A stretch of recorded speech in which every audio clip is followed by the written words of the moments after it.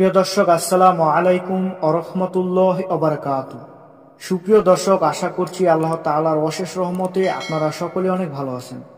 প্রিয় দর্শক, একদিনই বোন আমাদের মাঝে প্রশ্ন করেছেন এবং অনেক গুরুত্বপূর্ণ একটি প্রশ্ন করেছেন। প্রশ্নটি হচ্ছে, উনি জানতে চেয়েছেন যে মুহতারাম, আমি একজন বাচ্চার মা। আমার সমস্যা, কিছুদিন যাবৎ প্রস্রাব করে পবিত্র হবার পর মনে হয় যেন আবার প্রস্রাবের ফোঁটা বের হচ্ছে। তার আগে অনেকদিন আমার নামাজের মধ্যে এরকম বায়ু বের হচ্ছে মনে হতো, কোনো ব্যাগ ছাড়াই যেন হঠাৎ বায়ু বের হতো।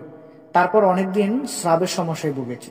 স্রাবের জন্য ডাক্তার দেখিয়েছি, ওষুধ কিনেছি, কিন্তু ওষুধ কেনার পর সাদা স্রাব কিভাবে যেন 95%ই ভালো হয়ে গেছে। ওষুধগুলো পড়ে আছে বাসায়। এখন আর নামাজে সাদা স্রাবের সমস্যা হয় না, আলহামদুলিল্লাহ। আর তখন নামাজ পড়তে নিলেই মনে হতো সাদা স্রাব বের হচ্ছে।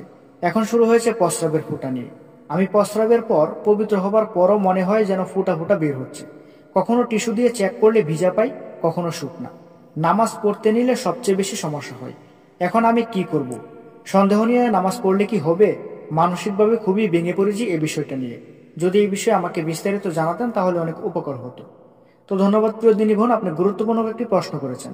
সেই বিষয় সম্পর্কে বলা যায়, দেখুন, ইয়াকিন বিশ্বাস ব্যতীত কোনো হুকুম প্রমাণিত হয় না। যেমন ইতিপূর্বে একটি মূলনীতি আমরা উল্লেখ করেছি যে আল্লামা ইবনে নুজাইম রাহমাহুল্লাহ বলেন, তৃতীয় উসুল ইয়াকিন দৃঢ় বিশ্বাস সন্দেহ দ্বারা খতম হয় না।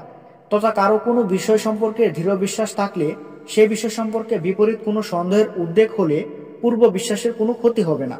অর্থাৎ নতুন করে জন্ম নেওয়া সন্দেহ অগ্রহণযোগ্য। তো সুপ্রিয় প্রশ্নকারী দিনী বোন, সন্দেহের উপর কোনো বিধান কার্যকর হয় না।